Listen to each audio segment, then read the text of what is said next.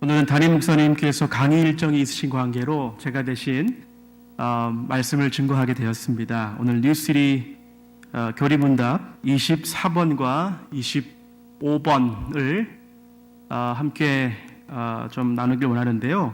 실은 25번의 내용이 24번과 조금 연결될 수 있어요. 그래서 함께 좀 묶어서 살펴보았으면 좋겠습니다. 그래서 차례대로 우리가 먼저 24번을 한번 살펴보십시다. 24번 질문을 제가 읽으면 답변을 우리 다 함께 읽도록 하겠습니다.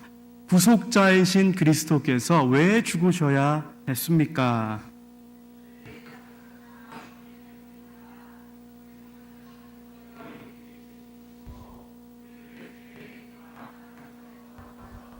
하나님께로 이끄셨습니다. 죽음으로 우리 대신 죄를 속하신 그리스도만이 우리를 지옥에서 구원하시며 우리에게 죄 용서와 의 영원한 생명을 주십니다. 자, 먼저 우리가 질문을 보시면 구속자이신 그리스도께서 왜 죽으셔야 했습니까? 구속자라고 하는 단어가 나오는데 이 말은 우리가 잘 아는 것처럼 누구를 구속하거나 잡아가거나 이런 뜻이 아니죠. 어떤 이들을 어떻게 합니까? 구원해주고 그리고 그죠? 딜리버를 해주는, 구제해주는, 그래서 리디머라고 하지 않습니까? 구속자. 그런데 오늘 질문을 보니까 이 구원자가 이 구속자이신 그리스도께서, 예수님께서 왜 죽으셔야 했습니까? 왜? 라는 질문입니다. 어쩌면 참 이 질문 좀 뻔한 질문일 수도 있어요. 신앙생활 좀 오래 하신 분들, 어느 정도 하신 분들이라면, 아니 적어도 여러분 세례를 받으신 분들이라고 한다면 이 질문에 대한 답이 이거 답이 너무 쉽네 라고 할 수 있습니다. 그런데 항상 우리 연약한 인간의 문제는 무엇이죠? 처음 이 내용을 접할 때, 처음 우리가 예수 그리스도께서 우리를 위해서 십자가에 죽으시고 이 땅에 오시고 고난을 받으시고 이러한 사실을 접했을 때는 그렇구나, 정말 이것이 은혜이구나, 고마워서 그리고 감격해서 눈물을 흘렸던 그러한 기억들을 가질 수 있는데, 이제 벌써 10년이 지나고 신앙생활 좀 연차가 지나다 보니까 이 내용이 그냥 어떻게 되냐면요, 굉장히 위험합니다. 머리로만 입력이 되어져서 예수 그리스도의 그 살의 찢김이 나의 찢김으로는 잘 다가오지 않는 것이에요. 그냥 무감각하게 우리가 매일 보고 그 말씀을 듣는 경우가 굉장히 많을 수 있다라고 하는 것이 저희 생각입니다. 자, 구속자이신 그리스도께서 그분이 왜 죽으셔야 했습니까? 오늘 이 질문에 교리문답은 크게 세 문장으로 이렇게 나누어 봅니다. 첫 번째는 죄의 삭은 사망이기 때문입니다. 바로 이 죄의 심각성에 대해서 이야기하는 것이죠. 죄가 너무 심각하기 때문에 어찌할 수 없기 때문에 그 죄 때문에 오실 수밖에 없다는 것이고요. 두 번째는 보니까 그리스도께서는 기꺼이 우리 대신 죽으시고 우리를 죄의 힘과 형벌에서 구하셔서 하나님께로 이끄셨습니다. 여기서 저는 특별히 오늘 기꺼이라고 하는 단어에 좀 주목을 하길 원합니다. 자원하셔서 오신 것이죠. 마지막 세 번째는 죽음으로 우리 대신 죄를 속하신 그리스도만이 우리를 지옥에서 구원하시며 우리에게 죄 용서와 의, 영원한 생명을 주십니다. Only Christ, 그렇죠? 그리스도를 통해서만, 그분을 통해서만 이 문제의 해결이 이루어질 수 있다는 것이죠. 다른 사람, 다른 방법이 아니라 Only Christ, 그렇죠? 그리고 여러분 굉장히 잠깐이지만 우리 다음 교리문답 한번 보시겠습니다. 넘어가면 서두에 설명드렸듯이 앞선 24번과 굉장히 밀접한 관계가 있습니다. 우리 한번 읽어볼까요? 제가 질문을 읽겠습니다. 그리스도의 죽음은 우리의 모든 죄를 용서받을 수 있다는 뜻입니까? 그렇습니다. 그리스도의 십자가 죽음이 우리 죄에 대한 대가를 완전히 치렀기 때문입니다. 하나님은 은혜를 베푸셔서 그리스도의 의를 마치 우리의 것인 양 우리에게 전가하셨으며 더 이상 우리의 죄를 기억하지 않으십니다. 자, 이 내용도 결국 무슨 말일까요? 그리스도의 속죄, 그리스도께서 우리 죄를 용서하셨는데 그 대가가 어느 한 부분만 혹은 어떠한 불완전한 모습으로 용서하신 것이 아니라 완전하게 그 대가를 치렀기 때문이라고 말씀하고 있죠. 여러분, 이 세상에는 딱 두 종류의 사람만 존재한다라고 생각합니다. 첫 번째는 나 자신을 의인이라고 생각하는 죄인과, 둘째는 나 자신을 죄인이라고 생각하는 의인입니다. 나 자신을 의인이라고 생각하는 죄인과 나 자신을 죄인이라고 생각하는 의인밖에 없습니다. 오늘날 많은 사람들이 이 죄라고 하는 단어, 이 단어에 거부감이 참 많은 것이 사실이에요. 내가 왜 죄인입니까? 내가 많이 배우고 뭐 나쁜 일 한 적도 없고 했는데 내가 왜 죄인이라고, 교회만 오면, 세상 사람들은 그런 말 안 하는데 왜 교회만 오면 다른 좋은 메시지도 많은데 항상 죄에 대해서 운문합니까? 라고 묻는다면, 글쎄요, 여러분 혹시 예전에 이 영화 좀 기억하는지 모르겠어요. 이 영화 제목인데요, 공포 영화인데, 나는 네가 지난 여름에 한 일을 알고 있다. 줄 베이모라는 배우가 첫 장면에 등장해서 이제 희생당하는 그런 공포 영화인데, 참 제목이 인상적인 영화인 것 같지 않습니까? 만약에 어떤 사람이 여러분에게 편지를 보내요. 그리고 딱 한 문장 적혀 있습니다. 뭐라고 적혀 있는지 보니까, 딱 열어보니까, 나는 당신이 지난 여름에 한 일을 알고 있습니다. 그렇게 말하고, 지난 여름에 혹은 이번 주에 아니면 어제, 오늘 당신이 했던 모든 일을 다 알고 있으니까 오늘 예배 시간에 슬라이드 한번 띄워보겠습니다, 영상 만들어 보겠습니다 하면 우리는 아마 고개를 다 들지 못할 것입니다. 그렇죠? 이것이 죄의 실죄입니다. 죄의 실죄. 우리가 죄에 대해서 참 듣기 싫어하고 말하기 싫어하는 그 이유는요, 어쩌면 실은 이 죄가 우리와 너무 가깝게 있기 때문이에요. 우리의 양심이 이 실죄를 알고 있기 때문입니다. 듣기 싫어하지만 실은 우리가 매일매일 죄와 버타며 살고 있지 않습니까? 그렇다면 이 죄의 현상은 무엇일까요? 우리가 하얀 그 도화지, 하얀 종이에 만약에 어떤 사람이 검은색 물감 있죠?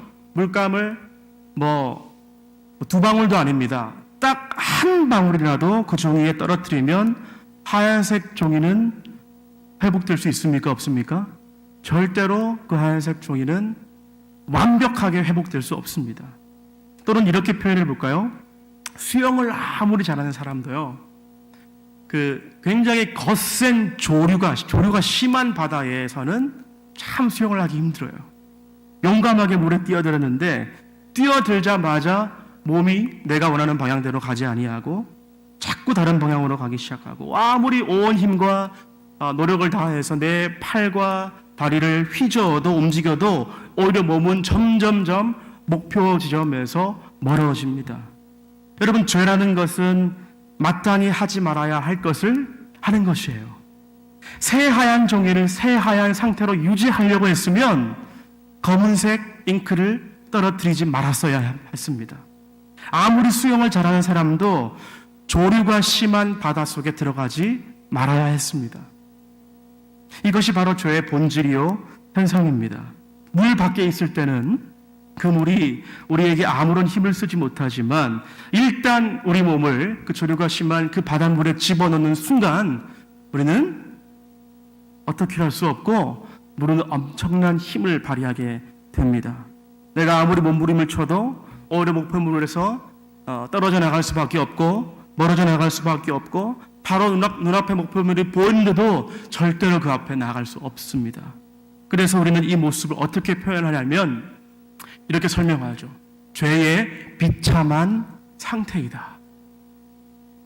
처야직한, 정말 비참한 상태이다. 하나님과의 관계가 완전히 단절되어서 죽은 상태인 우리들, 그 격차가 점점점 하더니 어마어마하게 벌어져서 도저히 뛰어넘을 수 없는 격차가 벌어진 상태이고, 그래서 도저히 용납될 수 없는 상태가 되었습니다. 그래서 오늘 우리가 처음에 우리가 특송 전에 함께 읽었던 구절, 첫 구절 고로새서 1장 21절은 여러분 뭐라고 말씀합니까? 전에 악한 행실로 멀리 떠나 마음으로 원수가 되었던 너희를. 멀리 떠나 있습니다. 우리의 상태는 멀리 떠나 있었어요. 그렇다면 한번 이러한 질문을 던져봤으면 좋겠어요. 이 심각한 상태, 절망적이고 비참한 상태에서 우리는 무엇을 할 수 있을까? 가령 어린 두 남매가 있는데요. 아직 미처 초등학교도 들어가지 못한 그러한 어린 아이의 남매라고 있다고 생각합시다. 그들이 엄마에게 정말 큰 잘못을 했는데, 물론 어린아이들이 얼마나 큰 잘못을 할 수 있겠습니까마는, 반찬 투정을 하거나, 동생, 언니랑 싸우거나, 이런 정도의 수준이 아니라, 정말 큰 잘못, 뭐가 있을까요? 부모님의 지갑에, $20의 슬쩍? 너무 작습니까? $100에 슬쩍 손을 대가지고 뺐어요. 그리고 자기가 원하는 맛있는 것들 사 먹고, 오락실 메인 이벤트 같은 데 가가지고 막 놀고 다 썼어요. 전부 다 썼다고 합시다. 그런데 맛있는 거 먹을 때, 놀 때는 몰랐는데 이 돈을 다 쓰고 나니까 그때서야 깨달아요. 아차, 큰일 났구나. 우리가 잘못했구나. 부모님 아시면 혼나겠구나 해서 오빠가 동생에게 제안하는데요. 그런데 만약 이렇게 제안한다고 생각해 봅시다. 오빠가 동생에게 어떻게 말하냐면, 자, 우리 한번 모여보자. 회의를 해보자. 이제부터 고민해보자. 연구해보자. 우리가 지금 100불을 썼는데 이 쓴 100불을 다시 어떻게 만들 수 있을까? 여러분, 이렇게 질문한다면 이 질문이 맞는 질문입니까? 틀린 질문입니까? 어린 남매가 자기들끼리 이거 우리 어떡하지? 하고 아무리 상의하고 고민해봤자 그 돈을 만들 수 없는 것이죠. 죄의 문제도 마찬가지입니다. 이 죄의 문제가 있는데 인류의 엄청난 크나큰 비참한 죄의 문제가 떨어졌는데 몇몇 유명한 사람들이, 대통령들이 혹은 UN 상임이사국 몇몇 대표들이 모여가지고 자, 여기로 모여보자. 이 죄라고 하는 것이 큰 문제인데 이 죄의 문제를 국가적으로 우리가 어떻게 처리해야 될까 하고 아무리 상의하고 대책을 세우고 어쩌고 할 수가 없습니다. 왜요? 우리는 완벽하게 죽은 상태이기 때문에. 전에 악한 행실로 멀리 떠나 마음으로 아예 원수가 되었던 우리이기 때문입니다. 그래서 여러분, 에베소서 2장 12절은 이 구절과 굉장히 흡사한 고백을 하고 있는데요. 우리 함께 한번 읽어보겠습니다. 시작. 그때에 너희는 그리스도 밖에 있었고 이스라엘 나라 밖의 사람이라. 약속의 언약들에 대해서는 외인이요 세상에서 소망도 없고 하나님도 없는 자이더니. 세상에서 소망이 없다. There's no hope. 아무런 소망이 없는 상태입니다. 자, 그렇다면 우리에게 문제는 아무런 이렇게 소망이 없고 마치 어린 남매의 경우처럼 이것을 도저히 자기들의 방법으로 해결할 수 없는 문제라면, 그렇다면 이 심각한 상태, 절망적이고 비참한 상태의 해결 방법, 솔루션은 여러분 어떠한 방향으로 나아가야 되냐면, 자, 우리 인간이, 유한한 인간이 어떻게 상의하고 풀어가야 되느냐가 아니라 솔루션은 하나님께서 어떻게 하셔야 되느냐로 해결책이 바뀌어지는 것이죠. 그렇게 될 수밖에 없습니다. 그래서 하나님의 편에서, 인간의 편이 아니라 하나님의 편에서 이 죄의 문제를 해결하시기 위해서 그 아들을 우리에게 보내셨던 것입니다. 우리 에베소서 다음 구절 한번 읽어볼까요? 시작. 이제는 전에 멀리 있던 너희가 그리스도 예수 안에서 그리스도의 피로 가까워졌느니라. 우리가 아직 죄인 되었을 때에 그 죄를 알지도 못하신 분이 우리를 위해 대신 죽으셨습니다. 그래서 그분은, 여러분, 두 번째로 어떻게 한다고 그랬죠? 죄의 삭선 사망인데 기꺼이 하셨다고 오늘 교리 문답은 설명하죠. 그리스도께서는 기꺼이 우리 대신 죽으시고 우리를 죄의 힘과 형벌에서 구하셔서 하나님께로 이끄셨습니다 라고 고백하지 않습니까? 기꺼이 자원하셔서 오신 것이죠. 여러분, 이 땅에 예수님께서 오신 것은 그분의 강력한 의지였습니다. 우리 화면에 나오는 이은 우리 골로새서 말씀 한번 읽어보겠습니다. 시작. 그의 십자가의 피로 화평을 이루사 만물 곧 땅에 있는 것들이나 하늘에 있는 것들이 그로 말미암아 자기와 화목하게 되기를 기뻐하심이라. 예, 이 모든 것들을 하나님께서 어떻게 하신다고요? 기뻐하신다고 하세요. 예, 하나님 그 의지 아닙니까? willingly, 그죠? 예. 이 구절에서 우리는 우리를 향한 하나님의 그 크신 사랑을 좀 깨달을 수 있습니다. 사실 하나님께서는 그 어떤 이들을 위해서도 그들을 구원해야 할 의무가 전혀 없으신 분이십니다. 다만 하나님은 사랑 때문에, 한 가지 이유가 있다면 사랑 때문에 구원을 베풀기로 작정하신 것이죠. 삼위일체 하나님께서, 삼위 되신 하나님께서 모이셔서 아들을 보내자라고 상의하시고 보내신 것입니다. 하나님은 사람을 필요로 하신 분이 아니시며 다만 우리가 사람이 하나님을 필요로 하는 존재인데, 그때에 너무나 감사하게 하나님은 기꺼이 우리에게 다가오신 분이십니다. 얼마 전 주일 설교에서도 제가 소개해드린 이야기입니다. 우리가 잘 아는 내셔널 지오그래픽이라는 잡지가 있는데, 이 회사가 정말 촬영하고 싶은 그 사진 하나가 있었습니다. 그것은 해저 깊은 곳에 침몰해 있었던 당시 타이타닉의 모습을 좀 선명하게 좀 찍고 싶은데, 실제로 좀 보고 싶은데 라고 하는 것이었죠. 다행히도 1985년에 배가 발견되었습니다. 그런데 문제가 있었는데, 실제로 그 배를 촬영하기 위해서는 수심이 너무 깊다는 것이었죠. 비용도 문제일 것이고, 결국 여러분 기술도 문제인데 2대의 잠수함을 동원해서 오랜 그 연구와 개발을 거쳐서 1991년에 이 잠수함의 사진을 결국 찍게 되죠. 그리고 드디어 이제 그 심해에서 촬영한 그 사진의 그 제목을 정하게 되는데, 이렇게 그 사진 기사의 제목을 적습니다. 완벽한 사진을 얻기 위해서 우리는 얼마나 깊은 곳까지 내려가야 될 것인가?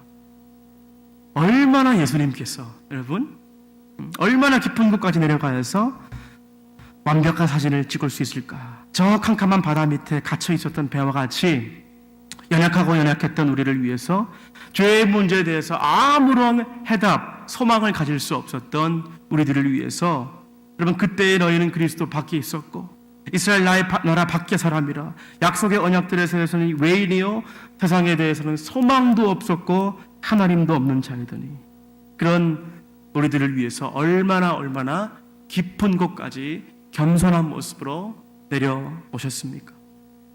자원하신 하나님의 사랑이죠. 자, 이제 마지막으로 우리가 마지막 세 번째, 그리스도만이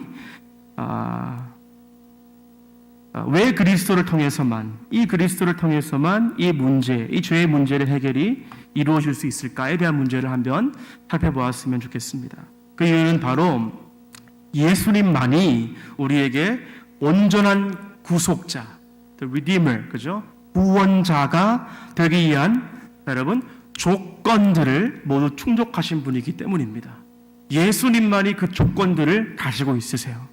무슨 말이냐면, 그 조건들이 실은 우리가 지난 2주간 배운 그 2가지 조건이에요. 첫 번째는 완벽한 참 하나님이셔야 됐고, 그리고 두 번째는 완벽한 참 인간이셔야 그러할 때 우리를 완벽하게 구속하실 수 있는 것이에요. 먼저 우리의 구원자가 되려면 그는 온전한 인간이어야 됩니다. 인간이 죄를 지었는데, 여러분, 동물이나 어떠한 영험한 영적인 존재, 천사들이 그 죄를 대신할 수 없습니다. 인간이 죄를 지었으면 인간이 그 속죄를 해야 되는 것이죠. 그 누군가가 똑같은 인간으로 모습으로서 모든 것을 다 짊어지고 겪으셔야 하기 때문입니다. 게다가 또 한 가지는, 인간이라고 해서 아무나 다 우리의 죄를 용서하실 수 없는 것입니다. 인간이긴 인간인데 어떤 인간이야 되겠습니까? 네? 죄가 없으신 인간이셔야 돼요. 네. 파산한 사람이 다른 사람의 빚을 갚아줄 수 없죠. 그렇죠? 물에 이미 빠져서 허우적거리는 사람이 다른 사람을 구원해 줄 수 없죠. 죄인을 구원하시기 위해서는 죄인이 오셔야 되는 것이 아니라 죄가 없으신 하나님께서 오셔야지 가능한 것입니다. 그래서 우리 화면에 나오는 히브리서 오늘 말씀 많이 읽는데 4장 15절 이렇게 설명하죠. 우리 함께 읽겠습니다. 모든 일에 우리와 한결같이 시험을 받는 자로 돼 죄는 없으시니라. 죄가 없으신 인간입니다. 인간이긴 인간인데 죄가 없는 인간이 오셔야 그것이 가능하고요. 계속해서 히브리서 2장 14절 시작.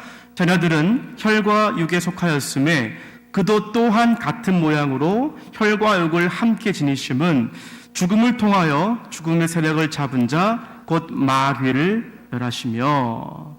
자, 자녀들은 이 우리를 말하죠. 우리가 혈과 육에 속하였는데 그도 예수님도 또한 같은 모양으로 혈과 육을 함께 지니심은, 그렇죠?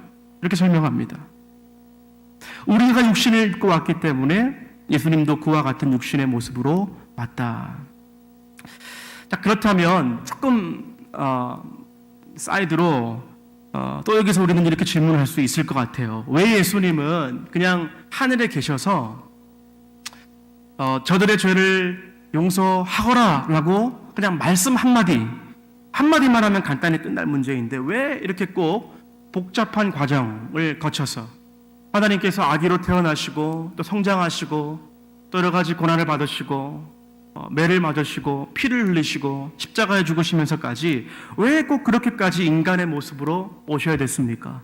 말씀 한마디만 하면 끝날 텐데 굳이 인간의 모습으로 오지 않으셔도 이 땅에 내려오시지 않고도 십자가에 달리시지 않고도 우리의 죄를 해결하실 수 있는 문제 아닌가요? 라고 질문할 수 있어요. 그런데 우리가 좀 더 깊이 생각해 보면 만약 예수님께서 그냥 한마디로 그렇게 끝나버리셨다면 쉽게 하셨다면 자, 하나님 편에서는 어느 방법이나 가능하고 또한 어느 방법으로도 이해가 가고 납득이 가지만 우리의 편이 문제인 것입니다, 여러분. 우리의 연약하고 제 말은 우리 쪽에서 하나님이 그렇게 하지 않으시면 하나님의 사랑을 우리가 깨달을 수 없는 것입니다. 여러분 이해가십니까? 그렇게 하지 않으면 하나님을 믿지 못하고 느끼지 못하지 않을까요? 그래서 하나님은 그 사랑을 정말 실감나게 우리에게 전달하기 위해서 오히려 우리를 사랑하시고 배려하시는 것이죠. 그 사랑 때문에 이 땅에 오셔서 친히 그 고난을 받으신 것이죠. 이것이 예수님께서 인간의 모습으로, 완벽한 인간의 모습으로 오셔야 됐던 한 가지 조건이고요. 두 번째 조건은, 우리의 구원자가 되는 또 한 가지 조건은 그가 온전한 인간이 되셔야 됨 뿐만 아니라 온전한 하나님이어야 됩니다. 예수님께서 인간의 모습으로 인간의 죄의 짐을 지셨지만 온전한 인간의 모습만으로는 그 엄청난 죄의 벌과 사망과 진노를 이겨내야 되는데, 생각해 보세요, 여러분. 인간의 모습으로 어떤 한 인간이 그 짐의 무게를 견디지 못하잖아요. 그렇죠? 인간으로서는 죄의 싹이 뭡니까? 사망인데 그 사망을 이길 수 없잖아요. 네. 죽음을 이기고 부활할 수 없습니다. 더구나 그가 감당해야 할 죄는 그 당시에 존재했던 그 인간들의 죄뿐만 아니라 과거의 우리 인류의 조상들의 죄뿐만 아니라 그리고 미래의 조상들, 미래의 인류들의 그 모든 죄까지 다 통틀어서 이 무거운 죄의 짐을 하나님이 아니고는 한 인간이 질 수 없는 문제이기 때문입니다. 결국 여러분, 구속자가 왜 오늘 질문, 왜 이 땅에 오셔야 됐습니까? 왜 죽으셔야 됐습니까? 이 두 가지 조건을 만족하는 분은 예수 그리스도밖에 없는 줄 믿습니다. 예수께서 이르시되 내가 곧 길이요 진리요 생명이니 나를 말미암지 않고는 아버지께로 나올 자가 없느니라. 다른 이로서는 구원을 받을 수 없나니 천하 모든 사람 중에 구원을 받을 만한 다른 이름을 No other name, 다른 이름을 우리에게 주신 일이 없습니다. He alone, 그분만이 주님만이 우리의 죄의 딜레마를 풀 수 있는 줄 믿습니다. There is no second name. 사랑하는 여러분, 여러분들에게 예수님은 어떤 분이십니까? 예수님이 윤리 도덕 선생님이십니까? 예수님이 바른 삶의 본을 보여주는 스승님이십니까? 예수님이 여러분의 어려운 삶을 도와주는 어떠한 분이십니까? 예수님이 여러분의 삶에 기적을 일으켜주시는 능력자 되십니까? 맞습니다. 그러나 이 모든 것들은 우리가 예수를 믿을 때 부차적으로 일어나는 현상들이요, 축복이고 보너스입니다. 그렇죠? 이런 축복을 주셨지만 예수님이 오신 궁극적인 목적은 이것이 아니라는 것이죠. 오늘 질문, 구속자이신 그리스도께서 왜 죽으셔야 했습니까? 우리를 위한 우리가 도저히 가늠할 수 없는 사랑 때문인 줄 믿습니다. 오늘 우리가 읽었던 본문 말씀, 고린도서 1장 22절은 이렇게 기록합니다. 우리 성경 22절 함께 읽어볼까요? 시작. 이제는 그의 육체의 욕심 죽음으로 말미암아 화목하게 하사 너희를 거룩하고 흠없고 책망할 것이 없는 자로 그 앞에 세우고자 하셨으니. 여러분, 예수님은 결국 어느 한 단계까지 가냐면요, 우리의 죄를, 우리의 그 저주를 이제는 완전히 멸하셨어요. 그리고 나서 어떻게 하셨냐면 드디어 이제는 우리를 흠없고 책망할 것이 없는 자로 세우기까지 하신다라고 말씀합니다. 여러분은 여기서 책망할 것이 없다, 책망할 것이 없는 자다라고 하는 것은요, 법적 용어라고 할 수 있어요. 법적 용어. 우리를 감히 책망할 것이 없는 자로 예수님이 우리를 세우시는데, 예수님이 어떠한 자격으로, 어떠한 입장에서 우리를 세우시냐 하면 대리인으로 세우십니다. 다시 말하면 변호인으로, 오늘날 말 말하면 변호사의 입장으로 우리를 책망할 것이 없는 자로 세우신다고 말하고 있어요. 어쩌면 우리 가운데 어떤 분은 어떤 케이스를 밟아 나가시면서 로이어가 필요하신 분, 로이어를 하여하고 계신 분이 있을 수 있다고 생각합니다. 근데 우리가 많은 변호사들이 있지만 참 재능 있고 유능한 변호사를 만나는 것도 참 축복 아니겠습니까? 좋은 변호사를 만나면 어떻게 될까요? 우리가 물론 억울해서 변호사를 고용하기도 하지만 우리가 잘못한 게 솔직히 있잖아요. 근데 좋은 변호사를 만나면 정상참작, 이런 말 있죠? 재판의 결과도 어느 정도 좀 바꿀 만큼 변호사 역할은 참 크지 않습니까? 그래서 우리가 케이스를 밟다 보면 유능한 변호사가 이 죄를 잘 프레젠테이션해서 이분이 그럴 수밖에 없었던 상황이 있습니다. 그리고 어떤 그 당시에 정신적으로 우울증이나 참 심약한 상태에 있어서 참 어려운 상황 가운데 있었기 때문에 조금 형량을 좀 감수해 주십시오. 여러분, 이런 케이스도 잘 프레젠테이션해서 과하게 형량을 물리거나 벌금 물리는 일이 없도록 최대한대로 데미지를 줄일 수 있는 웰 프레젠테이션 할 수 있는 변호사가 필요해요. 그렇죠? 그게 변호사가 하는 일입니다. 억울한 일에도 변호사가 필요하지만 죄인을 위해서도 변호사가 필요해요. 그런데 여러분, 우리의 변호사는 좀 달라요. 왜 다른 줄 아세요? 우리의 변호사는 의로운 변호사입니다. 그리고 친히 화목제물이 된 변호사예요.